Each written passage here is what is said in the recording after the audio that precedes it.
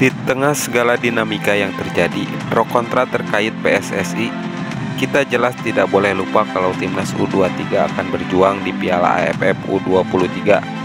Meskipun banyak di antara kalian atau kita merasa sebal atau gimana pun sama federasi, tapi jangan sampai kita ikutan membenci timnas. Karena bagaimanapun, dukungan kita dalam bentuk apapun akan sangat berarti bagi semua elemen tim. Di Piala AFF U23 kali ini, mayoritas pemain yang dipanggil adalah pemain Liga 1. Meskipun begitu, tetap sih dalam satu tim tidak mungkin gak ada pemain yang secara potensi punya nilai lebih. Orang-orang mungkin menilai jika nama Jens Rapens adalah yang paling oke. Namun selain Rapens, masih ada kok pemain yang secara bakat serta potensi layak untuk diberikan atensi lebih. Di satu sisi, salah satu rival kita yaitu Vietnam juga menyoroti ini semua. Bahkan media di sana terkesan cukup menganggap remeh. Akan tetapi menurut media di Thailand, apa yang dilakukan oleh Gerald Van den Broek dinilai adalah sebuah langkah yang cerdas. Dan menurut media di sana, PSSI benar-benar akan mencoba memanfaatkan AFF ini sebagai ajang audisi dalam mencari potensi terbaik pemain muda di level internasional. Karena memang walaupun targetnya tetap juara, namun tujuan sebenarnya adalah tentu saja agar nantinya tim ini bisa bersaing di level Asia. Mengingat di edisi sebelumnya, timnas U23 sukses tembus semifinal sekaligus mencetak sejarah baru. Suka atau tidak suka, jika Sintayong tidak pernah melatih timnas Indonesia, mungkin kita belum tentu bisa di posisi sampai sekarang ini, dan belum tentu juga kita akan mengenal bakat-bakat muda seperti Rizky Ridho ataupun Marcelino di level yang sekarang ini.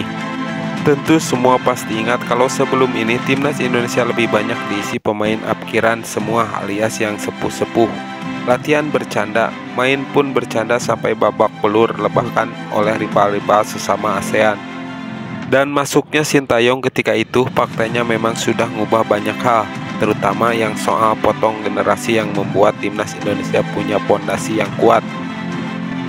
Dan yang paling epik tentu saja adalah saat Piala Asia U23 tahun lalu, di mana sebagian besar pemain yang ada adalah mereka yang tercatat sebagai pemain timnas senior.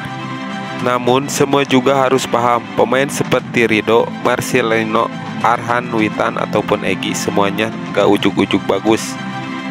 Bakat itu memang ada, tapi kematangan dalam bermainnya itu yang harus banyak diasah. Tentu kalian juga masih ingat momen dimana ketika Rizky Ridho yang diamuk Nadeo saat melawan Thailand di kualifikasi Piala Dunia tahun 2022 lalu. Ketika itu Rizky Ridho memang belum sebagus ataupun sematang sekarang, tapi karena kepercayaan yang terus diberikan, Rizky Ridho bahkan tetap bisa bersaing di lini belakang timnas sekarang dihuni nama-nama pemain yang merumput di Eropa. Karena pemain lokal butuh waktu buat berkembang dan belajar dari segala kesalahan yang dilakukan.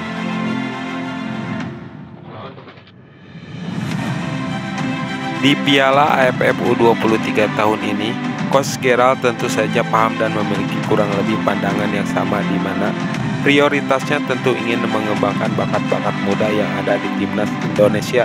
Apalagi dengan sebagian besar pemain yang pernah bermain di level senior, maka seharusnya itu sudah jadi modal yang bagus, dan paling tidak dari sisi jam terbang atau mental.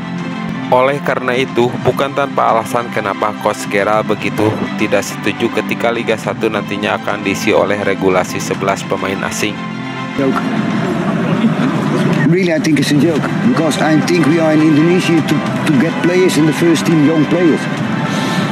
And I think, to be honest, it's not my decision, because I think that we need good young players, and I think on the age of 20, 23 you are already a good age to play in the first team.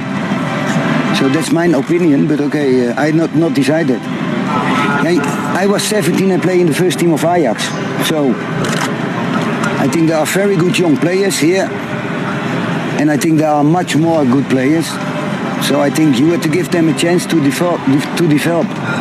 And I think that's, for me, it's really important. Lebih lanjut, dari nama-nama yang dipanggil tentu saja sebagian besar kita sudah tidak asing dengan beberapa nama. Sebutlah Cahya Supriyadi, Kadek Areal Muhammad Ferrari, Doni Tripamungkas, Arkan Fikri, Victor Detan, Hoka Caraka hingga Jens Rappen. Dari semua itu, mungkin nama Jens Rappen ini adalah yang paling ditunggu. Tapi jangan lupa kalau sejatinya tim ini juga masih punya nama-nama yang secara bakat dan potensi beneran bagus. Berkaca dari gelaran Piala AFF level senior, ketika yang main adalah tim U22, maka pemain seperti Doni Tri serta Victor Detan layak untuk mendapatkan kredit lebih. Dan bukan hal yang mustahil jika Rappens, Doni ataupun Victor kemungkinan besar akan mendapatkan atensi lebih dari para scouting.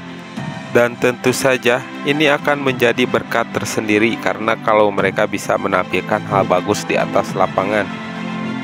Kalau untuk Jens Rappens, ia sendiri memang baru-baru ini dirumorkan ada kontrak dengan Bali United. Dan semoga saja dengan usianya yang masih muda, dia bisa stay terus di Eropa. Lalu untuk Doni dan Detan, diketahui talent scouting dari Liga Thailand adalah yang paling intens mencari pemain-pemain terbaik. Jelas dengan usia yang masih sangat muda, entah itu Detan, Doni atau mungkin pemain-pemain lainnya, yang bisa aja jadi kejutan, bisa sangat berpotensi untuk memulai karir abroadnya di Liga Thailand. Seperti yang dilakukan Asnawi, Arhan, dan sekarang Sain Patinama. Karena bagaimanapun Thailand adalah liga terbaik di ASEAN untuk saat ini, serta nomor 7 di Asia sebelum nantinya melangkah lebih jauh. Di sisi lain, melihat ini semua, salah satu media Vietnam menilai jika Indonesia bukanlah lawan yang harus diwaspadai di turnamen Piala AFF U23 kali ini, di mana media tersebut secara terang-terangan menyebut kalau Malaysia lah yang akan lolos dari fase grup dan berhadapan dengan Vietnam di babak semifinal atau bahkan final.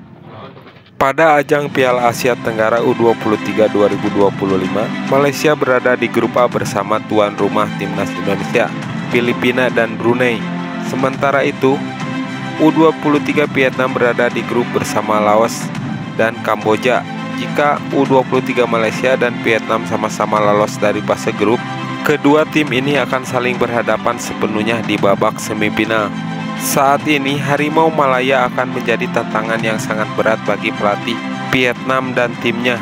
Tim U23 Malaysia dinilai sebagai kandidat kuat juara dan kejuaraan Asia Tenggara U23 yang akan segera dimulai di Indonesia. Tim Harimau Malaya juga tengah mempersiapkan diri dengan sangat matang menjelang turnamen tersebut, tulis media tersebut. Lebih lanjut lagi, media Vietnam itu juga secara tersirat menyebut jika Indonesia hanya melakukan dalam tanda kutip audisi di Piala AFF U23 kali ini. Sebab dengan skuad yang ada, pastilah masih akan ada beberapa nama yang diseleksi untuk kemudian bersaing di tingkat Asia.